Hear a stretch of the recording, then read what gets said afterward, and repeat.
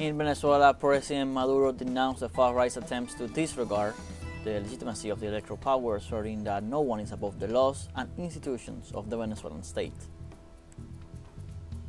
In Palestine, the UN-led polio vaccination campaign continues in Gaza's Nuseirat refugee camp. And in China, Foreign Minister Wang Yi held a ministerial conference ahead of the Forum on China-Africa Cooperation in Beijing.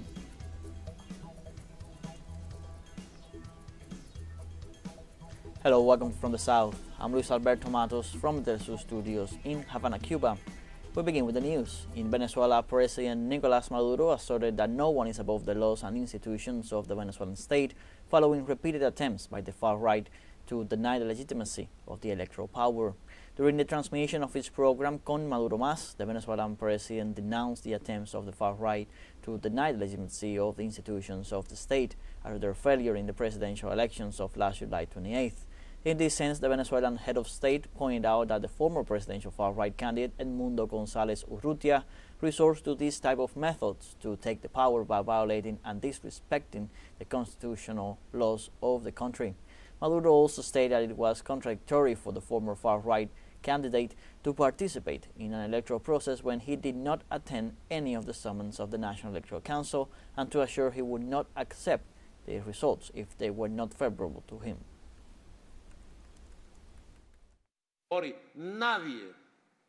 Nadie en este país. Boric, nobody in this country is above the laws, above the institutions. As this gentleman, the hidden one, I call him the hidden one, the coward of Edmundo González Urrutia. I'm talking to you, coward. I know that you don't miss a single program of Con Maduro Más. You are a coward. He pretends to be above the laws. When the National Electoral Council called him as a candidate on July 20 to sign a document that all the candidates signed, I could have said, I'm the president and I don't have to go there. You have to respect me. I'm the president. I could have said that and throw a tantrum, right? No. If the electoral power, which is the arbitrator, calls you, you have to be respectful. I compare it to a football game. Imagine a football game, Barcelona against Real Madrid, and the referee calls the team's captains, calls Mbappe and calls Lamine. And then Mbappe comes and says, no, I don't recognize the referee. I'm not going. I'm going to play, and if I don't win, I will ignore you. That was the example I was giving at that moment. If the arbitrator calls you, how are you going to say that you don't recognize the electoral power?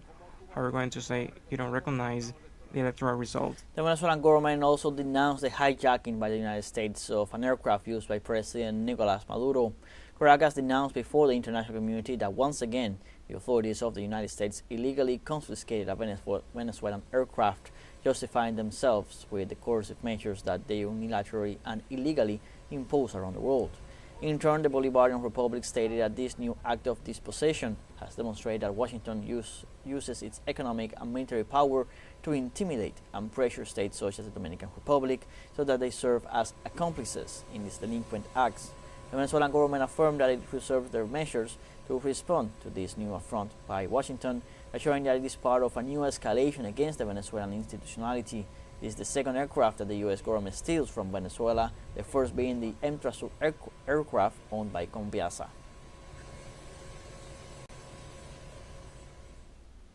In an official statement issued on Monday, Venezuela accused the government of the United States of illegally confiscating an aircraft used by President Nicolás Maduro. In the document, the South American nation said that the action was a repeated criminal practice that cannot be qualified as anything other than piracy, have illegally confiscated an aircraft that has been used by the President of the Republic. The text also signaled that this action reveals that no state and no constitutional government is safe from illegal actions that disregard international law. It also adds that the United States has already demonstrated that it uses its economic and military might to intimidate and put pressure on states such as the Dominican Republic to serve as accomplices in its criminal acts. It continues by saying that this is an example of the so-called rules-based order, which, disregarding international law, seeks to establish the law of the strongest, create rules that suit its interests, and enforce them with total impunity. Finally, the document affirmed the Bolivarian Republic of Venezuela reserves the right to take any legal action to repair this damage to the nation, as well as all other damages caused by the criminal policy of unilateral coercive measures, and finished by sentencing that Venezuela respects itself and continues to firmly defend its dignity and sovereignty.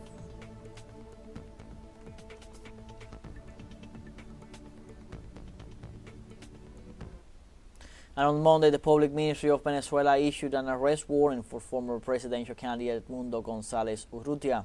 The arrest warrant specifies the alleged commission of the crimes of usurpation of functions punishable under Article 213, forgery of public documents provided for and punishable under Article 319, instigation to disobey the law punishable under Article 283, conspiracy provided for and punished by Article 132 of the Penal Code, sabotage of systems damage, punished by Article 7 of the Computer Crimes, association provided for and punished by Article 37 of the Organic Law against organized crime and financing of terrorism.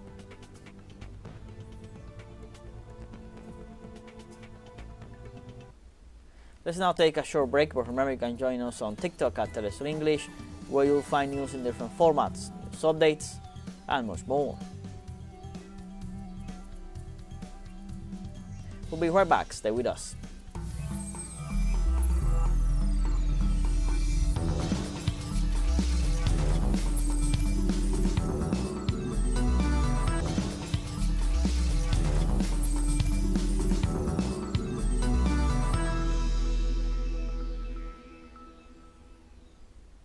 Welcome back.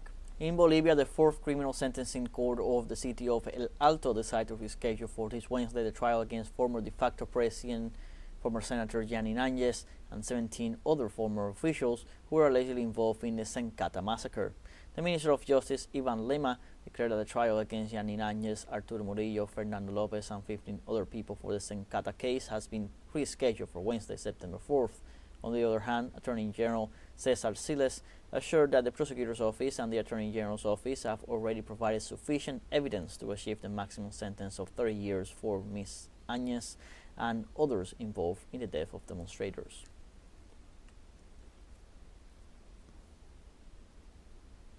And in Chile, preventive detention measures against the former Chilean mayor and Communist Party leader Daniel Jadue is revoked.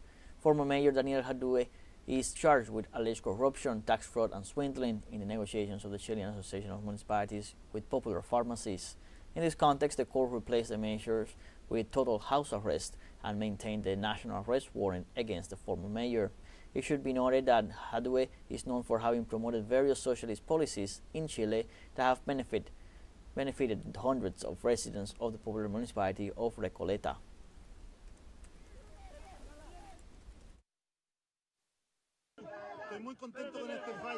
I am very happy with this ruling, because this ruling did not give or assaulted the conclusion of any crime nor my participation in it. How to prove my innocence and only regret all the mistreatment of all those who have boasted and those who have feasted with the loss of freedom of any human being. What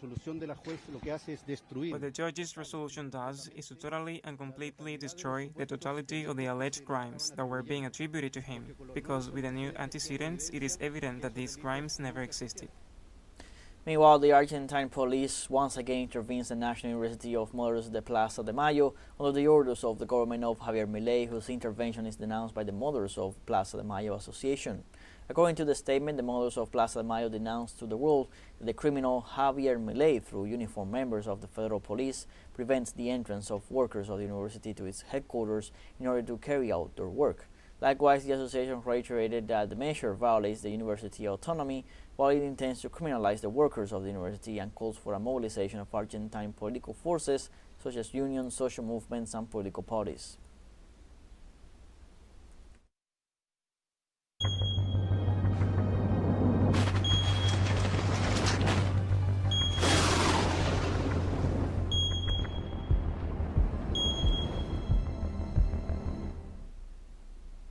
In Ecuador, the area burned by the forest fire that has been raging for 10 days in the south of the country exceeds 4,800 hectares, according to the latest report published by the Ecuadorian government's National Risk Management Secretariat. The fire started in the rural locality of San Antonio de las Aradas, belonging to the municipality of Quilanga, and adverse weather conditions, such as high temperatures and strong winds, worsened the situation. Since the weekend, Ecuadorian Air Force helicopters have been continuously dropping water on the largest forest fire in Ecuador in recent years. In the coming hours, a Colombian Air Force tanker was also expected to join the firefighting efforts on Monday, in addition to Peruvian air crews.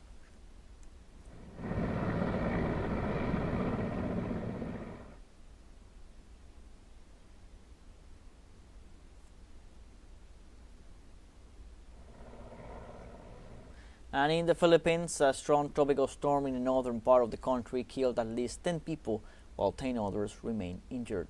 Storm Yagi, known as Enteng in the Philippines, caused major damage on the island of Luzon, with heavy rains, sustained winds of 75 km per hour, and maximum gusts of up to 90 km per hour.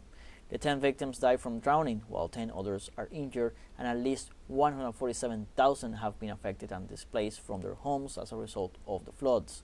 The storm also caused the cancellation of flights and the suspension of all classes in the metropolitan area.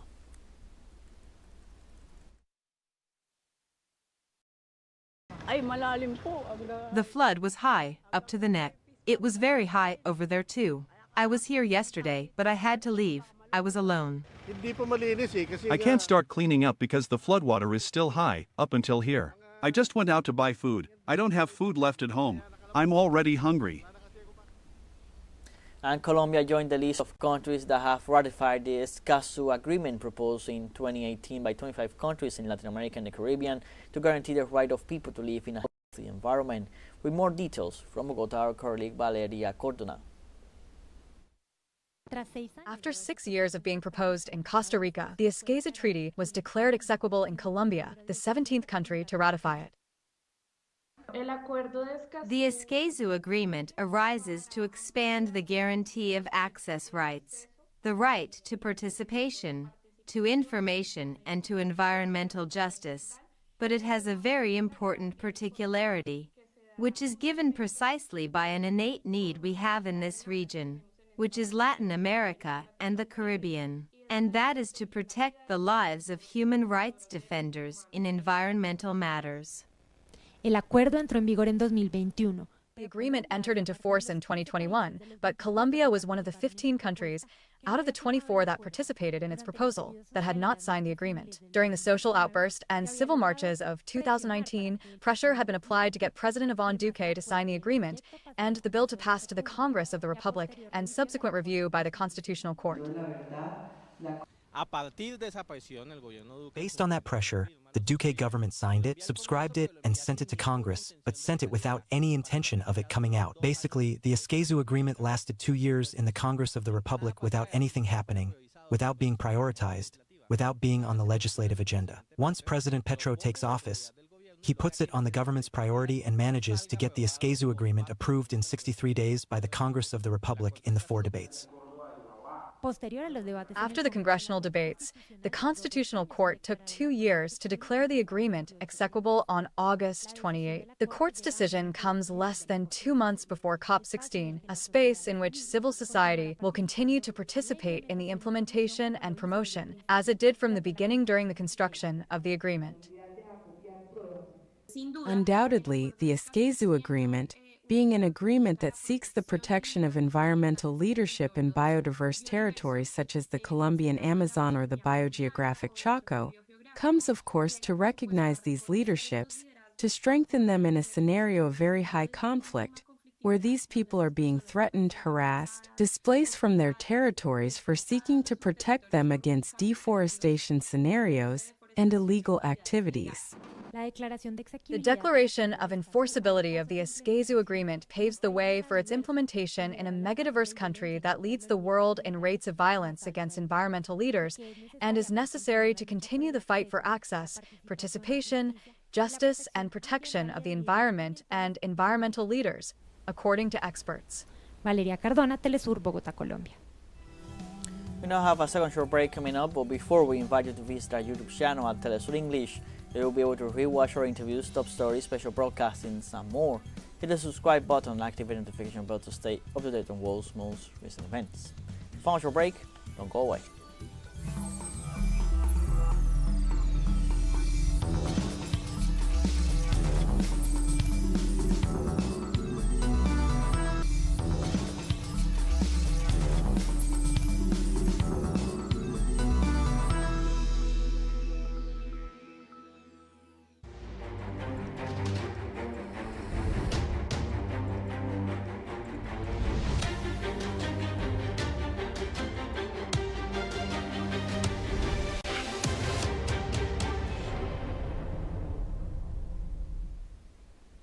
Welcome back.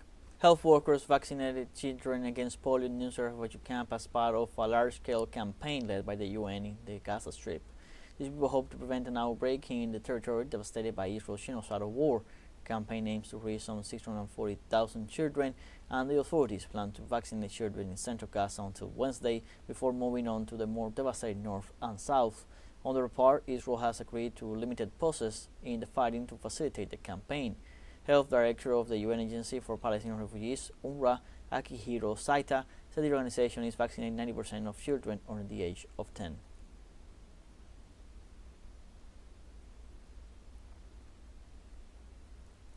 In the streets of Tel Aviv, Israeli protesters demonstrated for the third consecutive day to demand an agreement on the release of hostages in Gaza. This new demonstration came after the Israeli army recovered the bodies of 6 hostages who were killed in Gaza, prompting dozens of people to be arrested for blocking roads and setting fires in protest. Public outrage focused on the continued failures of Prime Minister Benjamin Netanyahu's cabinet to ensure the safe return of Israeli soldiers detained by Hamas. For his part, the leader of the Israeli opposition, Yair Lapid, accused the Netanyahu government of pushing the country into the greatest anarchy while praising the incredible control of Israelis in the face of government mismanagement.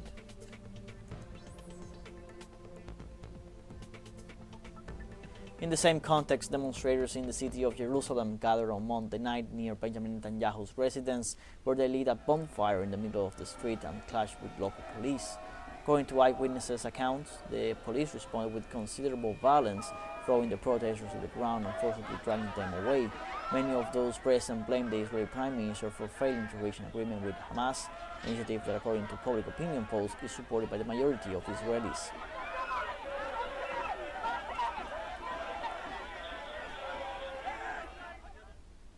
Russian President Vladimir Putin met with his Mongolian counterpart Ukhnagin Kurylsuk in Ulaanbaatar on Tuesday. During the meeting, Putin thanks Kurylsuk for the invitation, noting that relations between the two countries are already developing on a new basis, and despite the difficulties, the growth trajectory of trade relations is being maintained. After signing a series of bilateral agreements in various fields, Kurylsuk declared that Russia is one of the main trade partners of Mongolia. He noted the increase in the volume of trade between the two countries in recent years. The Mongolian president also declared that Putin's visit is of great importance for enriching friendly relations and mutually beneficial cooperation between the two countries. Agreements were signed for the further development of cooperation in fuel, environment, education, health, humanitarian fields, and others. And as part of his tour of Asia and the Pacific, Pope Francis landed on Tuesday morning in Jakarta, capital of Indonesia, home to the largest number of Muslims in the world. On his arrival at the city's Nuseirat, the Pope greeted a group of refugees hosted by the Jesuit Refugee Service, orphan children raised by nuns, and homeless people. On Wednesday, the Supreme Pontiff will hold a meeting with outgoing President Joko Widodo and deliver his first speech at the Presidential Palace to more than 300 people. Jakarta is the first stop on Francis' tour of Asia and the Pacific, which will take him to Papua New Guinea, East Timor, and Singapore until September 13th on his longest trip to date.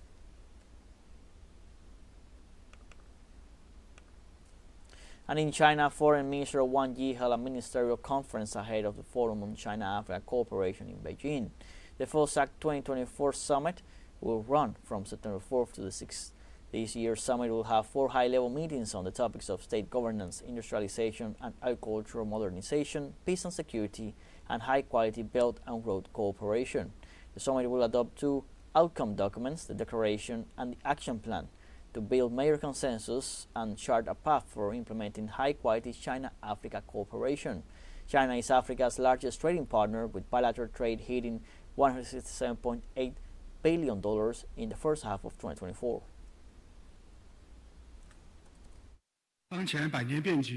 Currently, the changes of the world are accelerating, and the world has entered a new period of turbulence and transformation. The collective rise of the Global South, represented by China and Africa, profoundly affects the process of world history. We will work together to promote modernization and jointly build a high-level China-Africa community with a shared future. This is in line with the inevitable requirements of historical progress and reflects the common aspirations of the Chinese and African people. Like this, we have come to the end of this news brief. You can find these and many other stories on our website, telesurenglish.net. So join us on social media, Facebook, X, Instagram, Telegram, and TikTok. For TeleSUR English, I'm Luis Alberto Matos. Thank you for watching.